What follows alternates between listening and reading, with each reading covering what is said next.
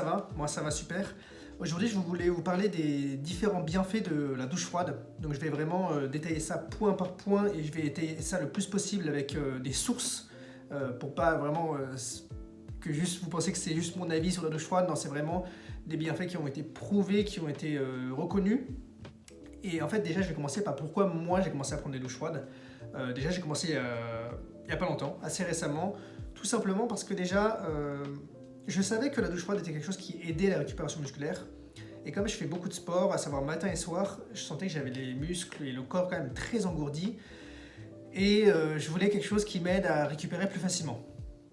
Et aussi, la deuxième raison, c'est que le matin, je mettais énormément de temps pour me réveiller. Alors c'est pas genre je restais dans mon lit, mais c'est même quand j'étais réveillé, j'étais encore fatigué, j'étais dans la brume, fallait pas me parler, je me considérais comme pas du matin, et d'ailleurs je ferai une vidéo là-dessus parce que c'est super intéressant, mais bref, j'étais un peu imbuvable. Donc je me suis dit, ok, radical, quoi de mieux pour se réveiller qu'une douche froide. Alors, c'est pas le sentiment le plus agréable dès le matin, mais au moins, je vous promets qu'après ça, vous êtes réveillé. Bref, voilà pourquoi moi je m'y étais mis et pourquoi après j'ai commencé à me renseigner sur les différents bienfaits de la douche froide. Parce qu'en fait, l'effet que ça me procurait, alors sur le moment c'est de la douleur à l'état pur, voilà, mais après, c'est incroyable à quel point on se sent léger, détendu et vraiment confiant. Confiant, prêt à affronter sa journée. Et je me suis dit, il y a un truc, il y a beaucoup d'effets que je dois ignorer et bon, je vais me documenter un peu là-dessus. Et donc je me suis documenté et je voulais vous partager en fait parce que c'est incroyable à quel point la douche froide, c'est la bombe atomique du développement personnel. Bon, rentrons dans le vif du sujet. Le premier avantage de la douche froide, c'est que ça va jouer sur votre humeur et particulièrement sur les tendances dépressives. Pourquoi ça joue là-dessus? Parce qu'en fait, quand vous allez prendre des douches froides, vous allez sécréter de la norépinéphrine ou ce qu'on appelle aussi plus communément de la noradrénaline. Et en fait, dans les études donc, que je vais mettre en description, il a été montré que lorsqu'on passe 1 heure dans un bain à 20 degrés ou sous une douche à 20 degrés, il n'y a pas de relâchement de la noradrénaline, mais 1 heure à 14 degrés, on remarque des augmentations de plus 530%. Alors bien sûr vous allez me dire, moi j'ai pas le temps de passer 1 heure dans un bain ou sous la douche le matin avant d'aller au boulot ou au sport ou même le soir en rentrant. Et c'est là que c'est intéressant, c'est qu'en fait cette même étude a montré que si vous passez 20 secondes dans un bain ou sous une douche à 4 degrés, bon, 4 degrés c'est très froid, là on aura quand même une augmentation du taux de noradrénaline de 100 à 200%. Donc en fait, même des périodes très courtes vont marcher et ça va jouer sur le temps que vous passez dans le bain ou sous la douche et la froideur de l'eau. Alors, moi je fais un peu ma sauce, c'est-à-dire que je fais 1 minute sous la douche froide, sachant qu'on estime que la douche froide des appartements, lorsqu'on n'a pas de chaleur, elle est entre 12 et 16 degrés. Donc ça suffit pour libérer de la noradrénaline. Après, à quel taux, je ne saurais pas vous dire, mais à un taux qui est positif, ça c'est sûr. C'est-à-dire que c'est pas rien. Et en fait, tout simplement, cette noradrénaline, c'est un neurotransmetteur qui va jouer sur beaucoup de choses, notamment votre capacité à vous concentrer, vos capacités cognitives, l'attention, l'humeur. Et on remarque d'autant plus que lorsque ce neurotransmetteur est en baisse dans votre corps, lorsque vous ne le sécrétez pas, vous êtes plus enclin à avoir une tendance dépressive. C'est-à-dire que moins vous avez de noradrénaline, plus vous allez être enclin à faire des dépressions. Donc, première chose, douche froide égale noradrénaline égale meilleure humeur. Deuxième chose, c'est la réduction des inflammations chroniques. Donc, par inflammation chronique, on peut entendre maladies cardiovasculaires, le diabète, le cancer ou même l'arthrite. Alors, par exemple, l'arthrite, c'est toutes les inflammations de tendons. Comme, en fait, si vous avez regardé mes précédentes vidéos, j'avais une attelle au poignet parce que j'avais une arthrite. Donc, j'avais une tendinite qui est une arthrite. En fait, toutes les tendinites sont des arthrites, et pas forcément l'inverse. Et en fait, une autre étude a montré que l'inflammation, c'était l'un des facteurs qui déterminait plus la mortalité, la capacité et les facultés cognitives. Et ça jusqu'à un âge très très vieux, donc je crois que l'étude va jusqu'à des personnes de 110 ans. Bien sûr, ils n'ont pas fait prendre des douches froides à des gens de 110 ans, mais ils ont étudié leur taux de noradrénaline et leur inflammation corporelle. Et en fait, on ne sait pas exactement dans quelle mesure la douche froide joue sur les inflammations, mais on sait que la noradrénaline, dont j'ai parlé juste avant, a au moins un rôle, si ce n'est partiel ou complet, dans cette réduction des inflammations, parce qu'en fait la noradrénaline permet d'inhiber la création d'une protéine qui s'appelle la protéine TNF-alpha. Et en fait c'est cette protéine TNF-alpha qui provoque les inflammations lorsque votre corps réagit à quelque chose. Donc douche froide égale réduction des inflammations chroniques, et ça c'est super bien parce que ça vous permet de vivre longtemps et sans douleur. Troisième bénéfice, et vous l'avez forcément déjà entendu parce qu'on ne sait jamais trop si c'est une idée reçue ou pas, c'est que les douches froides renforcent le système immunitaire. Et en fait, paradoxalement, on pense toujours que si on va dans un bain glacé en plein hiver, qu'on va choper une bronchite, une pneumonie. Alors, bien sûr, si on fait ça n'importe comment, oui, en effet, on risque très probablement de tomber malade. Mais bien fait, en fait, ça va être totalement l'inverse. Vous allez avoir moins de chances de tomber malade parce que ça va booster votre système immunitaire, tout simplement parce que les douches froides vont augmenter votre taux de lymphocytes. Quand vous allez prendre la douche froide, votre corps il va se dire oula, j'ai froid là, je vais produire des lymphocytes pour me protéger contre les différentes maladies. C'est très vulgarisé, je ne suis pas médecin, mais c'est à peu près comment ça marche. Et je rappelle aussi que les lymphocytes sont du coup les cellules blanches qui attaquent les bactéries et les virus lorsque ceux-ci rentrent dans vos corps. Le quatrième bénéfice qui est prouvé scientifiquement mais qui est qui est moins tangible en tout cas, c'est que ça va améliorer votre résistance mentale.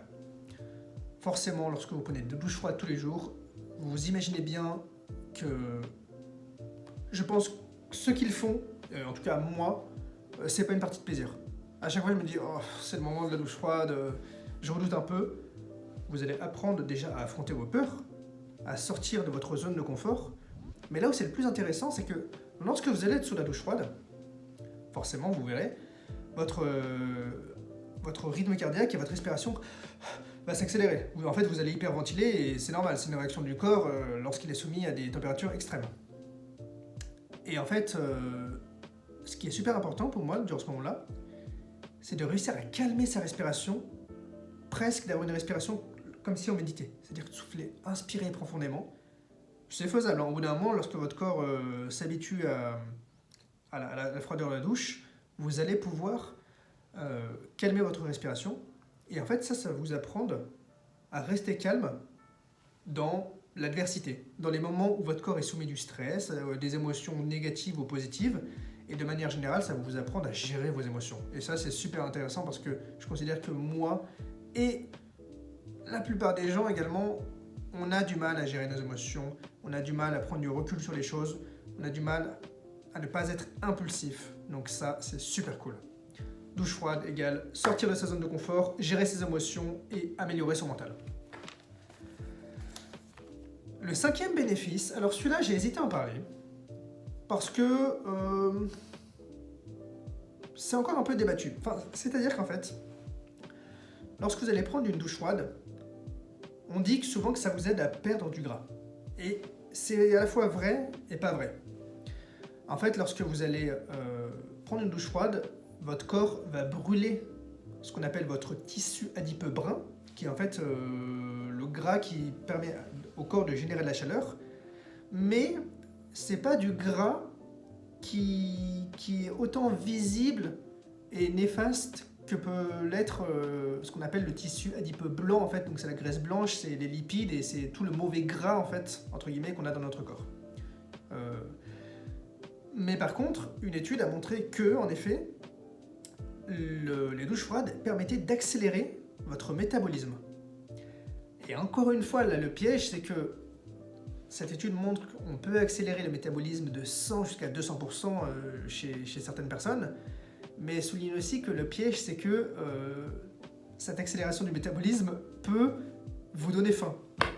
Donc en fait, il se peut que la douche froide vous fasse perdre du gras, mais il se peut aussi qu'elle vous donne énormément envie de manger juste après. Donc là, à vous de voir. Je pense que ça vaut le coup quand même. Moi, de manière générale, de toute façon, je mangeais énormément, donc douche froide ou pas, ça va pas me changer grand-chose. Et enfin, le 6e bénéfice, je sais pas que j'en ai pas sauté un, mais il me semble que c'est le 6e. La douche froide va vous permettre d'augmenter vos capacités d'endurance et donc, de manière générale, vos capacités sportives. Tout simplement en boostant ce qu'on appelle la biogénèse mitochondriale. Je ne sais pas si ça se dit comme ça en français, moi je l'ai traduit de l'anglais. Mitochondrial biogenesis, j'imagine vraiment que ça se dit comme ça. S'il y a des gens plus qualifiés que moi en médecine, n'hésitez pas à me le dire. Je serais vraiment content d'en savoir plus là-dessus. Et donc en fait, cette biogénèse, tout simplement, elle sert à produire plus de mitochondries. Et les mitochondries sont en fait ce qui nous donne la capacité d'utiliser l'oxygène pour alimenter nos muscles en énergie. Donc plus vous allez en avoir, plus vous allez être endurant physiquement et musculairement parlant. Et pour finir aussi sur ce terme de musculature, j'en fais pas vraiment un 7e point parce qu'en fait, ça je l'ai lu à beaucoup d'endroits et j'ai eu du mal à trouver les sources. C'est le fait que la douche froide augmente la testostérone. J'ai pas trouvé de source concluante là-dessus. Donc, je vais pas vous le vendre comme quelque chose de sûr. Mon instinct me dit que c'est vrai, mais si les médecins faisaient la médecine à l'instinct, on serait tous foutus.